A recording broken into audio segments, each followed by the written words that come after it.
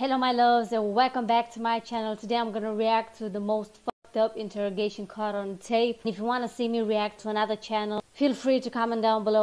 In 2006, Heather Kwan was a 21-year-old college student living in the small residential town of Desert Hills in Arizona. From a very young age, Heather was someone who always seemed to give her friendship to the people who needed it the most. People who were hurting on the inside or who society had kind of forgotten about. This is why when she was a teenager and a young adult, she would often spend her weekends volunteering her time with underprivileged children. It's also why she aspired to go to law school and become a defense lawyer, because she loved the idea of professionally helping people that desperately needed her help. Wow. She lived in a rental home with her boyfriend, who was 18 years old. His name was Ryan Waller. That year, the couple had made plans to visit Ryan's father, Don, on Christmas Day, so on December 25th. Okay, nice. But when the day came and Don had made dinner for the couple and was expecting them, they didn't show up. And so Don tried contacting I don't even know what, hell to the no. And it's like both of them, but when he couldn't, he just had a bad feeling that something was off. It was just very uncharacteristic of them to just no-show. But instead of driving over to their property himself, Don just called the local police and asked them to do a welfare check. The police arrived at the house in Desert Hills, Arizona. They knocked on the door, but there was no answer. They looked in the windows and some lights were on, but it was mostly dark inside, and they couldn't really tell from the car in the driveway if that belonged to the homeowners or somebody else. And so they stood there for a second. They're looking in the windows. There's no movement. They knock again while simultaneously calling out that, hey, we're the police. We're here to do a welfare check. Just want to make sure you guys are okay. And this time, after they were done knocking, they heard the deadbolt unlock and then the door swung inward into the house. And standing right in front of them was Ryan. Ryan had this huge bruise on his left eye, this big black eye, and he had a cut on his nose. And he was just standing there, not saying anything, not asking any questions, just looking at them. And they looked past Ryan into his house, and they saw there was a woman lying on the couch, which they presumed was his girlfriend Heather, because that was the two people they were coming to look for. And so they turned their attention back to Ryan, and they asked him, what happened to your eye? Yeah, and Ryan was a little bit cagey. He didn't really give them a straight answer. He basically said, I don't know. I don't know what happened to my eye. And, the police didn't really pry that much, but eventually they determined that Ryan was more or less okay, albeit a little bit strange. And then they said, okay, well, who's the woman who's lying on the couch? Is that Heather? And Ryan, again, was kind of cagey and a little bit dismissive and said something along the lines of, she's just sleeping.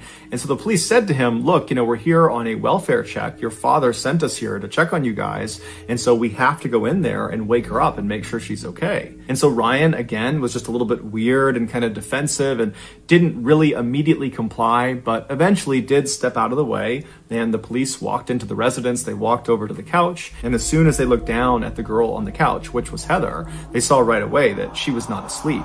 She was dead. And she had been for at least a couple of days. She had died from a single gunshot wound to the head.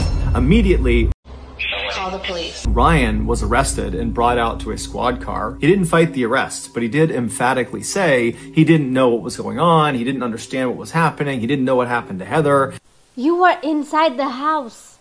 It's not like Santa comes up to your house because it was Christmas, apparently. He doesn't come up to the house and like, yo, who wants to die? I mean,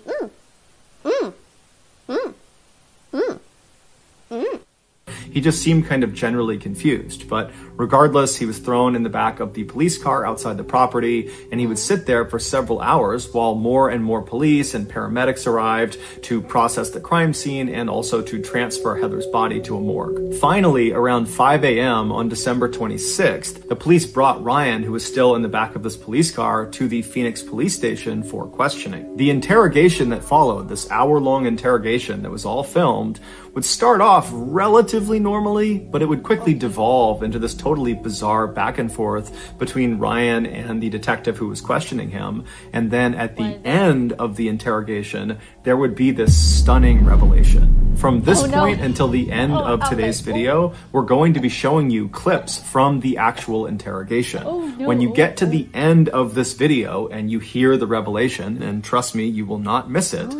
In the video, Ryan is led into this sort of nondescript small interrogation room at 5:08 a.m. on December 26th. So he's just arrived at the station. They put him in this room. He's wearing this white jumpsuit that might have been issued by police. Maybe he owned it, but it definitely looks more like prison attire. attire. He's got no shoes on, no socks on, and his hands are not cuffed. And so he walks into the room and he sits down in the chair that's in the back corner of the interrogation room. And this chair is right next to this table. And All right. I've heard of getting a black eye if you've ever been in a fight. But do you fucking see that? What the fuck is that? I mean, if the police think, unless he was in a fight with whoever killed Heather, that's the blackest eye I've ever seen. on the other side of this table is another chair. And so Ryan sits down in the corner. He's kind of facing out towards the middle of the room. He's quiet. He's basically not moving. And then at some point, he notices there is a handcuff that's connected to this table. Now, in some cases, the police would handcuff the person they were interviewing in this room. Yeah. But in this case, Ryan was not told that he needed to put this handcuff on. He was uncuffed. So there was no directive that he needed to have this handcuff on.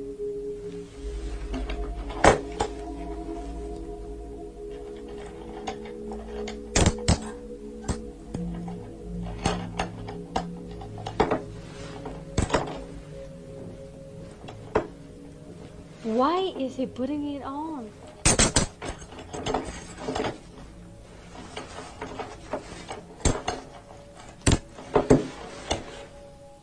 After handcuffing himself to this table, Ryan turns and puts his arms over this table and he lays down, puts his head in his arms, and he lays that way for about 5 minutes. Periodically, he makes a few groaning sounds, but for the most part, he's quiet. And then all of a sudden, as he's laying there, he suddenly makes a fairly loud moaning sound and he stands up in his chair like he's gonna walk out of the room, but as soon as he starts to walk away, the handcuff stops him. The handcuff that he was not told to put on.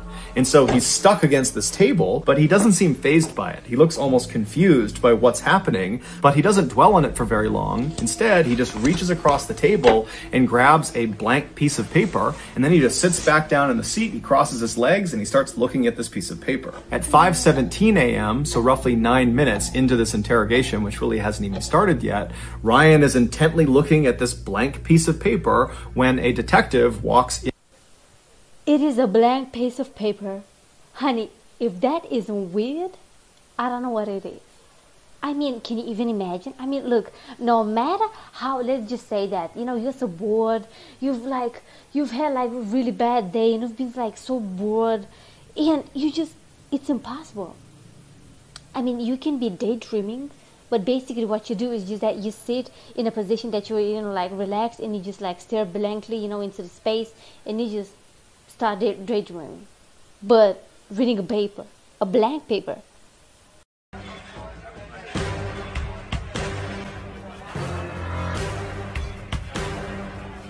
Into the interrogation room. This detective was named Dalton, and he informs Ryan that they're going to be taking pictures of his feet, and so he needs to put his feet up on the table that's right next to him. Ryan at first acts very confused and doesn't really understand what's happening, but he eventually complies and he puts his feet up on the table, and by the time his feet are up there, another officer walks into the interrogation room, and he's got a camera and he's got this big kit with him, and he would begin about a 10-minute long process of photographing Ryan's feet and also swabbing Ryan's feet. During this 10-minute I wanted to say something. Are both of his eyes black? I mean, what happened to this man? session, Dalton stays in the room, and so Ryan periodically asks him if he can just leave and go home, seemingly unaware of how serious this situation really was for him. And when Dalton would tell him, no, you can't leave, Ryan would act totally frustrated and kind of angry and upset, kind of like how a child would act if they were told they couldn't have something they really wanted to. At 5:28 a.m., after this 10-minute session is complete and they've photographed and swabbed Ryan's feet, the second officer leaves the room and Dalton shuts the door behind him, and then he walks over to the table and he grabs the chair on the other side from Ryan. He drags it out so it's closer to Ryan, and then he sits down and introduces himself. After that, he begins asking Ryan some very basic questions. He asks him to confirm his name, which he does. He asks him to confirm his date of birth and his social security number, and Ryan does both those things. And then he asks Ryan if he understands why he was there, why he was being interrogated. And Ryan says, no. And so at this point, Dalton says, okay, let's just stop right now. I'm going to read you your rights. And so it's at this point in the interrogation that Ryan's behavior starts to get really, really weird. After Dalton tells Ryan he needs to read him his rights, you can see Ryan doesn't compute what he's saying. He's just kind of looking blankly, and Dalton seems to pick up on that. And so he tries to make it kind of lighthearted, and he says, hey Ryan, I'm going to read you your rights like they do on TV, like on Cops and on Law and Order and CSI, any of those crime shows, they read people their rights. That's what I'm going to do. You know what I'm talking about? And Ryan just goes, no. And Dalton's kind of confused. He's like, you haven't seen any cop show where they read people? That's the biggest lie I've ever heard in my life. It is impossible to not at least have watched one movie, because police people are always in movies. I don't know if that's like a thing or like a fetish or something that people just love to see police. I mean, I love to see policemen that are like, well done and everything, in that cop uniform. Ooh! But usually you always see policemen run. Oh my God, no. People their rights. And at this, Ryan kind of changes his behavior, and suddenly he's not as robotic, he's a little bit defensive looking, and he says, oh, yeah, I have, yeah. At this, it's pretty obvious to Dalton that Ryan is lying about something that is totally insignificant, whether or not he's seen true crime TV shows. It really just didn't matter at all. And there's this weird hesitation where both of them are just kind of being quiet for a minute. It's like Dalton knows he's lying about it, and Ryan just seems totally confused. And then ultimately, Dalton just decides to not key in on this kind of weird lie that Ryan has just told. Instead, he just reads Ryan his rights. And then after that, he gets back into some basic questions. The next one was, hey Ryan, what was the highest grade you achieved in school? And now at this point, Ryan is not looking at Dalton. He's looking to the far side of the room. He's got this blank expression on. And when he's asked this question, he just says, I don't know. And Dalton's like, you don't know what level grade you achieved in school? And Ryan says, no, I don't know.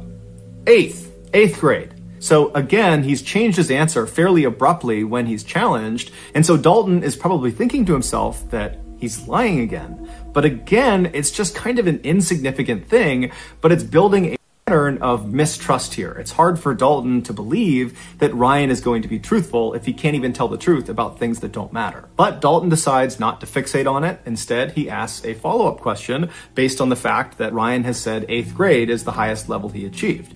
And so Dalton says, okay, well, did you get your GED? A GED is a high school diploma equivalent, and it's something you would get if you did not graduate high school. And since 8th grade is below high school, then Ryan clearly did not finish high school. And so it's a natural question to ask. The answer to this question is binary. You have a GED, you don't have a GED. But Ryan's answer is anything but binary. It's totally contradictory and weird, and it really begins to show a side of Ryan that just doesn't add up. He's acting totally weird. Do you have a GED? I don't know. You don't know what? I don't know. I don't know. I just want to go home. Oh, you're not going to go home right now.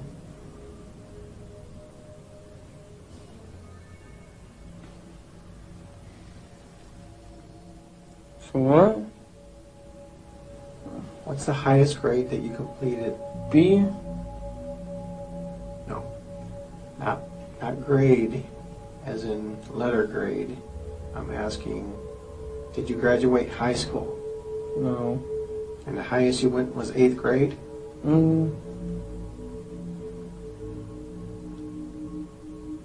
Yeah. Do you not read and write, Ryan?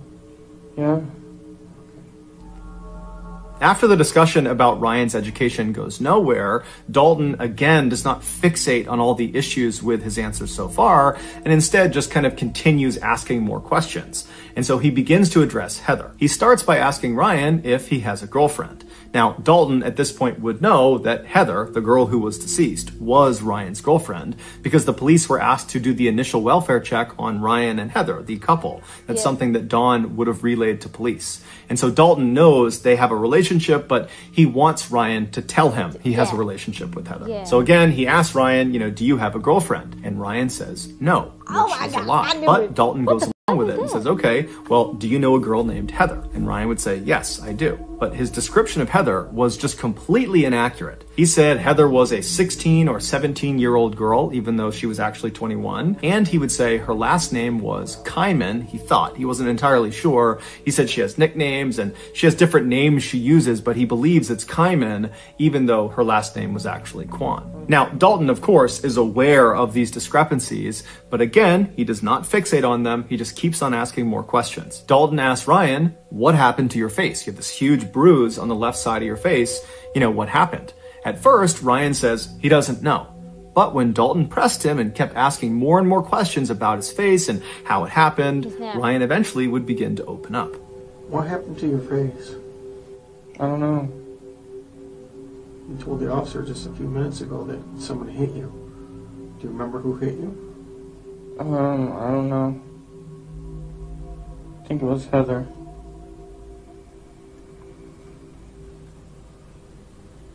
Why would Heather hit you?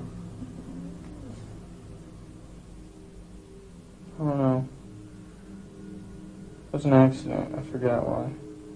Like the other police officers involved, Dalton believed already going into this interrogation that Ryan killed Heather, that the bruise on his face was from Heather fighting back before ultimately Ryan killed her. And so for Ryan to say the mark on my face is from Heather, even though he claimed it was an accident, to Dalton, that was the same thing as Ryan saying, I killed Heather. Dalton attempted to get more specific details about the actual physical struggle that took place between Ryan and Heather, but as he asked more and more questions, he became more and more aggressive, and it seemed like Ryan picked up on it and became very defensive and started throwing out random pieces of information, much of which seemed untrue. Like he suggested there was at least 2 or 3 other people that were in the house on the night that Heather got killed, but it's unclear if these people were real or if they were actually ever there. And it just seemed like Ryan was kind of panicking and just kind of saying all sorts of random things. And so at some point, Dalton just wants to focus the conversation because he feels like it's getting totally out of hand. And so he just stops Ryan and he says, Ryan, there is a dead girl in your house and I need information. Hey, Ryan? Huh? There's a dead girl in your living room. She's dead? Yes. Heather? I don't know. I want to know what happened in your house last night. Dalton, he has the biggest patience in the world. Because I would need to get up and just put my fist through a wall. The girl on the couch is dead? I don't know. If she's on the couch, she's dead. The interesting thing about Ryan's reaction to being told by Dalton for the first time in the interrogation that there was a dead girl in his house is Ryan reacted with genuine surprise. It's the only time in the entire interrogation start to finish where Ryan sits forward in his chair, he kind of perks up, and he seems relatively normal. He's not acting confused and kind of bizarre. It's like he's really dialed in as if he had not heard this before, that he didn't know Heather was dead, and he's now for the first time being told, and it shocked his system. But just seconds after he sits forward and seems really engaged, he goes back to kind of being totally bizarre. And he also suddenly had this really elaborate story about what happened to Heather, even though just seconds ago, it seemed like he had just learned about it. So it didn't really make any sense that he would have a story so readily available for something he seemed to not know anything about. And of course, like all of his other answers, his story he gave was full of contradictions and holes and was just totally unbelievable. Well, these people came over, Richie and his dad, with shooting arrow, bow, and darts. You know what I'm talking about? Yeah. They hit me and her with those. That's it. They hit you and... They hit you? Yeah. Now it's Richie that hit you, not Heather? No, Richie and his dad. Richie and his dad. They hit you. Yes. Why? Because they're trying to get their stuff. I don't know why. And they had some kind of bow and arrows? Mm-hmm. They each had 2 revolvers and they didn't let off any shells. Okay, you just said they had bow and arrows. Now they have revolvers? That's what I meant. They had revolvers. They have revolvers? Yes. And then what happened? And then they shot us with those. Following this exchange, Ryan would change his story again and would say, actually, they didn't shoot me, they just shot Heather, they put me in a sleeper hold. But when Dalton asked him, what do you mean sleeper hold? Ryan said, oh, I don't know what a sleeper hold is. And then eventually Ryan would actually just ditch the sleeper hold narrative and go back to the Richie and his father, they came in and they shot both of us. At this point, Ryan's story has become so convoluted and it's changed so many times that it's just totally unbelievable. And so Dalton, who was doing his best to kind of go along with Ryan's story, at this point just can't even pretend anymore. He can. Yo, I don't know if I'm just imagining things, but imagine if actually, you know, this guy, I don't know his name, isn't the actual killer. It may be the father's guy who called the police.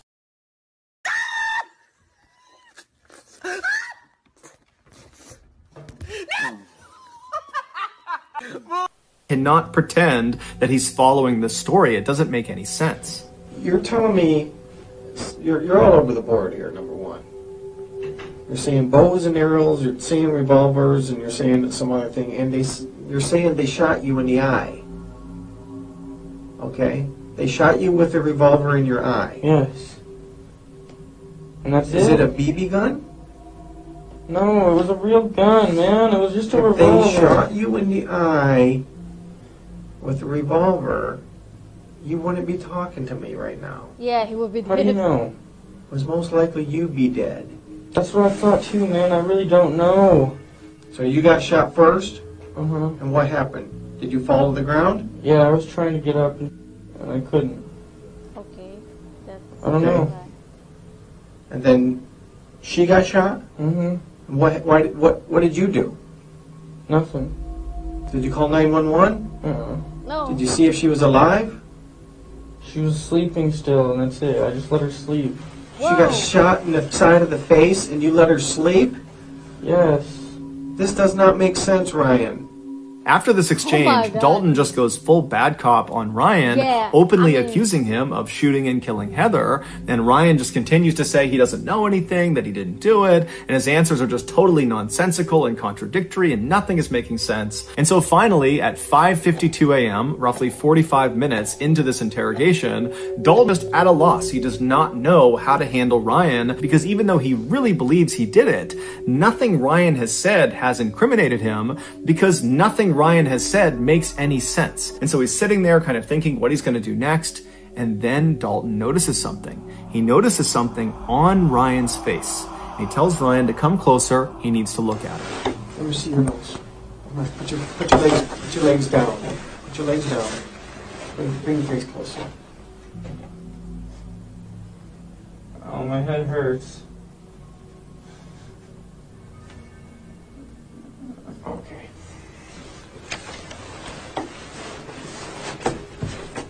Yeah, be right back. Okay, I don't know what happened. What Dalton had finally just discovered were 4 bullet holes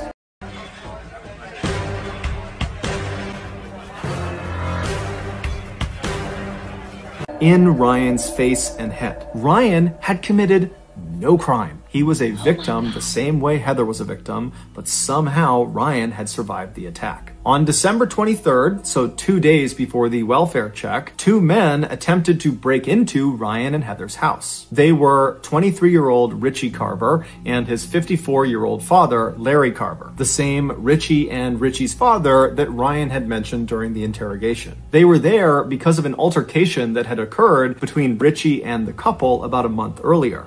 During that time, Richie was actually living with Ryan and Heather, but apparently he began hitting on Heather, and Heather told Ryan, and Ryan got really mad about it, and Ryan and Richie got in this big fight, and ultimately Ryan kicks Richie out of the house. Now, this totally infuriates Richie and is very embarrassing for Richie, and so right away, he begins plotting his revenge. And so on December 23rd, Richie and his father, they were there to carry out this revenge plot. When the father and son got to the back of Ryan and Heather's house, Ryan saw them at the back door through the glass door that was near their kitchen, and he ran over to try to stop them from getting inside. But Richie and Larry managed to barely get open the door, and Richie reached in with his hand, which was carrying a gun, and he shot Ryan point blank twice in the face. The first bullet went in through his nose and then out the other side of his nose, so that's the first 2 bullet holes. And then that bullet traveled back into his head through his left eye into his brain where it got lodged. And along with the bullet, 6 pieces of his skull that broke off from this bullet went inside of his brain as well. So that's the first 3 bullet holes. And then the second bullet that was fired into Ryan's head hit the side of his head. It did not penetrate into his skull. So the bullet didn't lodge anywhere inside of his brain. However, it did break off a piece of his skull. And so that was the 4th bullet hole. Ryan dropped to the ground. He was unconscious. They assumed he was dead. They managed to force the door the rest of the way open. They stepped inside. They stepped over Ryan's body, and they walked into the living room where Heather was cowering on the sofa, and Richie just immediately walked up, put a gun to her head, and fired a single shot.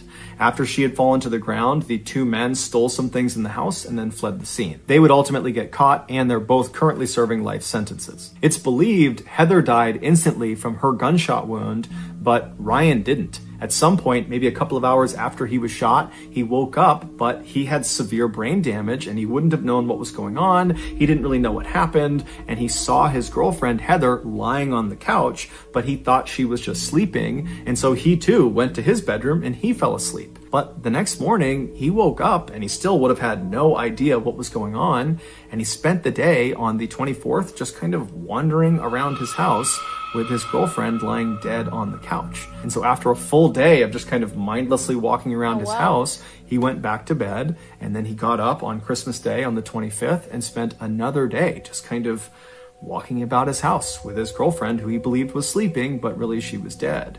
And so finally the welfare check is called in, the police show up, and as soon as they see Ryan, they jumped to conclusions that he must have killed Heather, and it kind of dictated the way they treated him. Had they believed he was a victim, they might have sought medical attention for the wound on his face, but again, jumping to conclusions and assuming he was the killer, they figured that bruise on his face was from the woman fighting back. She had struck him before he had savagely killed her. And so they didn't give him any medical care. Instead, they put him out in the cop car out front of the property, and he sat there with no medical intervention for 6 hours. And during those 6 hours, literally every second that went by, there was irreversible brain damage being caused because he had all this bleeding inside of his head that was causing brain damage. And so the clock was ticking as soon as they found him, and for hours and hours and hours, he got no care and was just getting worse and worse and worse.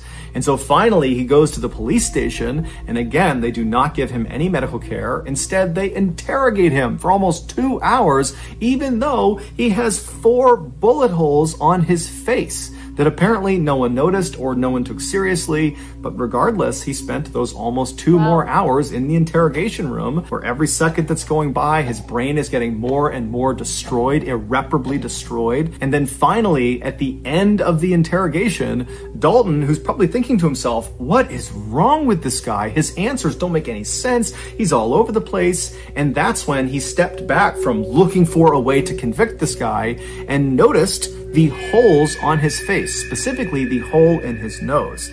And that's when he called him forward, and he looked at his face and he realized a huge mistake had been made, and he called an ambulance. Here is a clip of the fire department who arrived ahead of the ambulance in the interrogation room, learning about what's happened to Ryan as they wait for the ambulance. Hi guys. Hey guys. Captain, you're not going to believe this one. I can't believe it either. You're right. I've already heard the story. I can't believe it. This is just my observations that this might be an entrance, this might be an exit, this might be into his eye.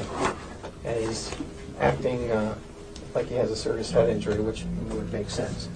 Ryan was ultimately rushed to the hospital, where he would undergo emergency surgery that would save his life, but it would come at a great cost. They not only had to remove a large portion of his brain, but they also had to remove both of his eyes.